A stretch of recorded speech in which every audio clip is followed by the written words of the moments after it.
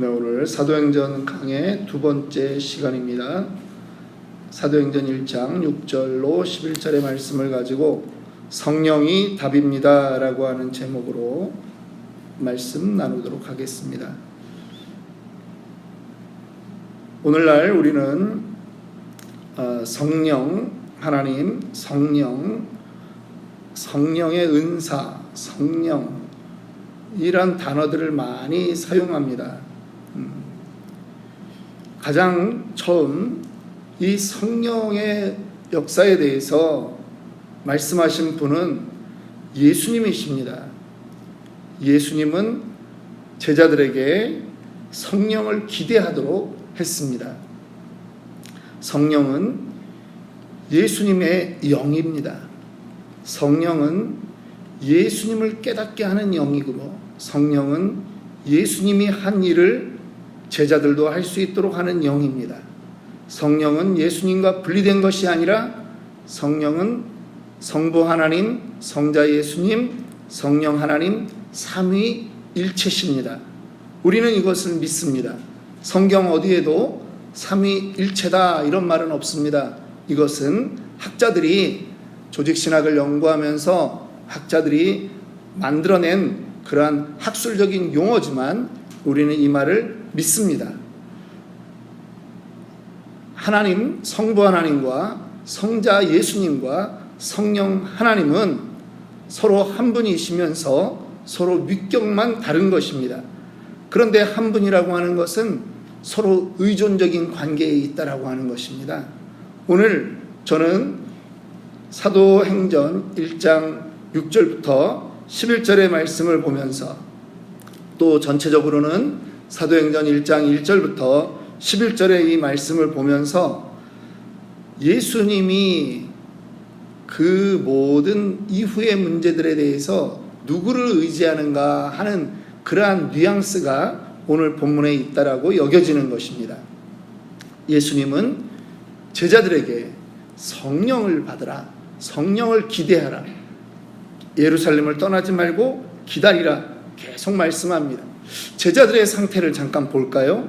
제자들은 어떤 상태입니까? 6절 말씀 봅니다. 그들이 모였을 때 예수께 여쭈어 이르되 주께서 이스라엘 나라를 회복하심이 이때이니까 하니. 제자들은 정말 궁금했을 것입니다. 예수님이 옛날에는 오병이어의 기적을 일으켜서 사람들이 이분을 왕으로 만들면 우리에게 모든 궁핍의 문제가, 굶주림의 문제가 사라지겠거니 했을 것입니다. 예수님에 대한 기대가 예수님이 살아있을 때도 많았습니다. 그런데 예수님은 자꾸 내가 대제사장들과 장로들에 의해서 죽을 것이다 라고 말하는 겁니다. 그런데 정말 예수님이 예루살렘에 올라가서 대제사장들과 그 장로들에 의해서 핍박받고 고난받고 십자가에 달려 죽는 것입니다. 모든 희망이 사라졌습니다. 제자들이 뿔뿔이 흩어집니다. 도망갑니다. 로마 병사들이 혹시라도 잡으러 올까봐 두렵습니다. 그런데 예수님이 부활을 하셨습니다. 사람으로서는 상상할 수 없는 그러한 일들이 벌어졌습니다. 그들 머릿속에 아직도 버리지 못하는 것이 있습니다. 이스라엘 나라를 회복하심이 이때인가 하는 마음이라고 하는 거죠. 어제도 우리는 예수님은 그들에게 하나님 나라의 일을 말씀했다라고 우리는 전했습니다. 로마보다 더 영원하고 로마보다 더 강력한 하나님 나라의 일을 예수님이 말씀하셨는데 그들은 이 나라라고 하는 말이 떠오르니까 예수님이 이스라엘을 회복하는 것이 지금인가 하는 그 얘기를 또 꺼내고 있는 것입니다. 우리는 이럴 때 동문서답한다 하거나 정말 이 한계가 극복이 되지 않는다 이렇게 보는 거죠. 헬라어 원어로 예수님께 여쭈었다 이 말은 한 번 그냥 물은 게 아닙니다. 그냥 계속 물었다라고 하는 것입니다. 하나님이 이스라엘을 언제 회복하는지 계속 묻는 겁니다. 자나깨나 묻는 거예요. 자, 그런데 예수님이 이 땅에 오셔서 자신의 그 오신 목적에 대해서 요한복음 10장 10절에 분명히 말씀하셨습니다. 내가 온 것은 양으로 생명을 얻게 하고 더 풍성히 얻게 하려는 것이다 라고 분명히 말씀하셨습니다. 그런데 철없는 제자들은 그것을 생각하지 않는 것입니다. 그럴 때 예수님은 꾸지람을 해야죠. 이 답답한 것들아 라고 해야 되겠죠. 그런데 7절 8절을 보면 이르시되 때와 시기는 아버지께서 자기의 권한에 두셨으니 너희가 알 바 아니요 오직 성령이 너희에게 임하시면 너희가 권능을 받고 예루살렘과 온 유대와 사마리아와 땅끝까지 이르러 내 증인이 되리라 하시니라. 이렇게 말씀을 하는 거예요. 저는 이 어투를 보면서 예수님이 지금 성령 하나님에게 지금 나머지 일을 맡기시는구나 라고 하는 생각이 드는 것입니다. 그러니까 무슨 얘기입니까? 성자 예수님과 성령 하나님이 서로 불가분의 관계에 있는 것이에요. 내가 하지 못하는 부분, 내가 지금 다 하지 못한 부분 성령 하나님이 하실 것을 충분히 믿기에 성령 하나님에게 맡겨두는 것입니다. 지금 이 제자들의 모습을 보았을 때는 기대할 것이 아무것도 없지만 성령님이 너희에게 임하시면 내가 했던 말이 생각날 것이고 성령님이 너희에게 임하시면 너희에게 권능을 주시고 성령님이 너희에게 임하시면 너희의 한계를 뛰어넘게 하시고 성령님이 너희에게 임하시면 유대뿐만 아니라 사마리아와 땅끝까지 이르러 내 증인이 되는 그 일을 감당할 수 있도록 성령님이 하실 것이다 라고 하는 것이죠. 성령을 만나면 형편없는 제자들이지만 달라진다라고 하는 것을 예수님은 확신하고 있었다라고 하는 것입니다. 성령이 하시는 일이 무엇이기에 그렇게 예수님은 제자들을 보면서 기대했을까요?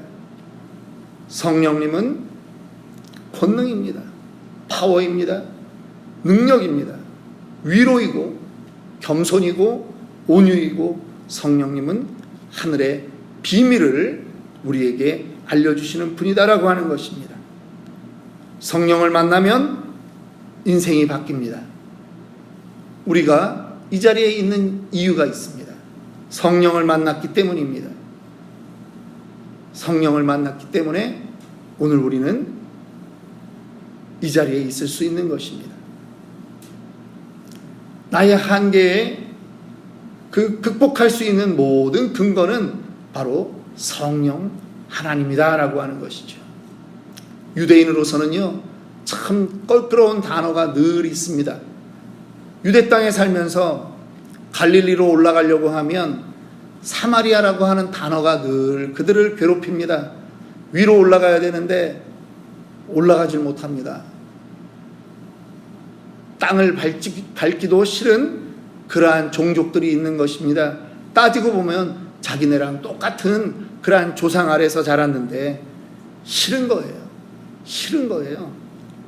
그래서 요단강을 건너갔다가 갈릴리로 올라갑니다. 그 사람들 땅도 안 밟습니다. 사마리아가 시어머니의 그 괴롭힘을 받은 여인에게는 사자로 안 들리고 시자로 들린다고 합니다. 시마리아라고. 시금치도 안 먹는다는 말을 하지 않습니까? 그런데 그들에게 사마리아로 들어갈 수 있는 능력은 그들의 의지적인 능력에서 나오지 않는다라고 하는 거지요.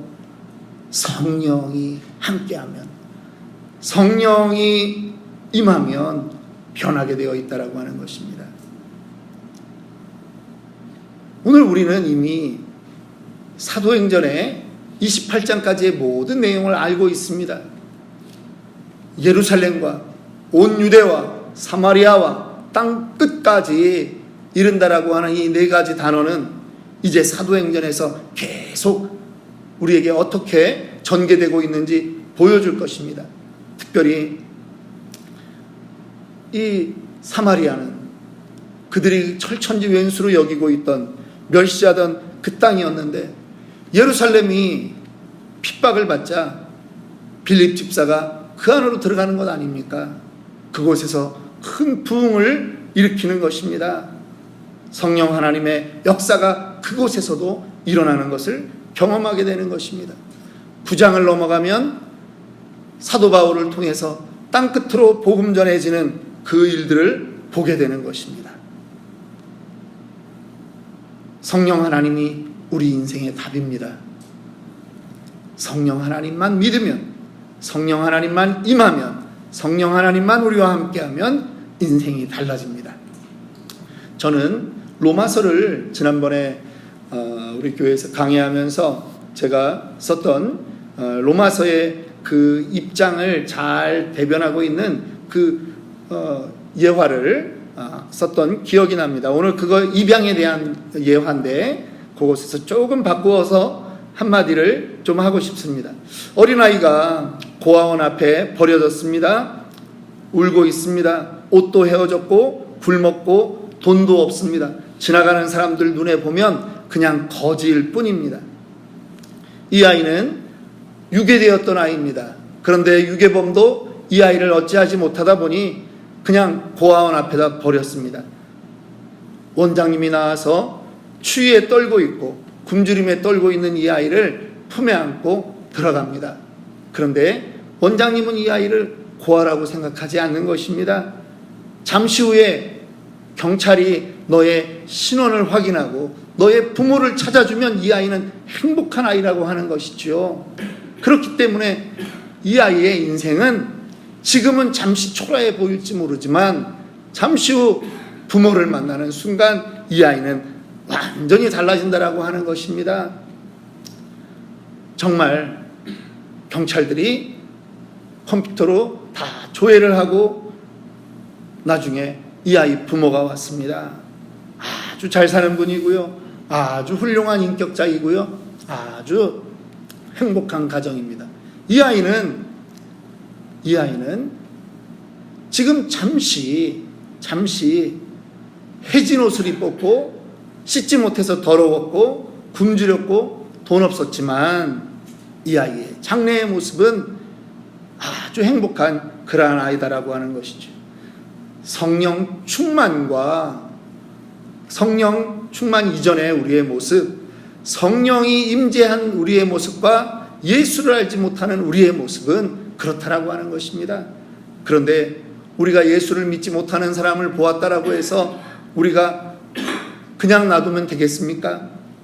그의 인생에도 예수만 만나면, 예수의 영, 성령만 임하시면 그의 인생은 변하게 되어 있는 것입니다. 전도하는 이유가 어디 있습니까? 하나님의 잃어버린 양이기 때문에 전도하는 것입니다. 하나님의 잃어버린 양, 그도 하나님의 영, 예수의 영, 성령을 만나면, 성령을 구주로 영접하면, 예수를 구주로 영접하면 그의 인생은 변하게 되어 있는 것입니다. 그것이 증인들의 사명인 것입니다. 예수님이 성령이 너희에게 임하시면 오늘 8절 말씀을 하고 승천하십니다.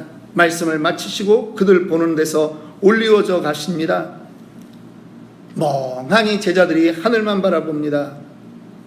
그런데 예수님 옆에 있는 흰옷 입은 두 사람이 그들에게 말합니다. 갈릴리 사람들아, 어찌하여 서서 하늘을 쳐다보느냐? 너희 가운데서 하늘로 올려지신 이 예수는 하늘로 가심을 본 그대로 오시리라. 그대로 오십니다. 예수님이 이 땅에 오실 때는 동방박사들이나 양치는 목자들이나 몇 명의 사람들만 알았습니다.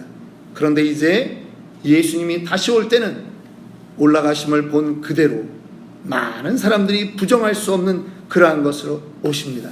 여러분들은 이것을 믿으십니까? 어떻게 믿어지십니까? 우리의 육으로는 이거를 믿을 수가 없습니다. 그런데 성령이 우리 안에 믿어지게 하시는 것입니다. 이것이 성령의 은혜인 것입니다. 과거의 우리의 모습으로는 상상할 수 없는 것이죠.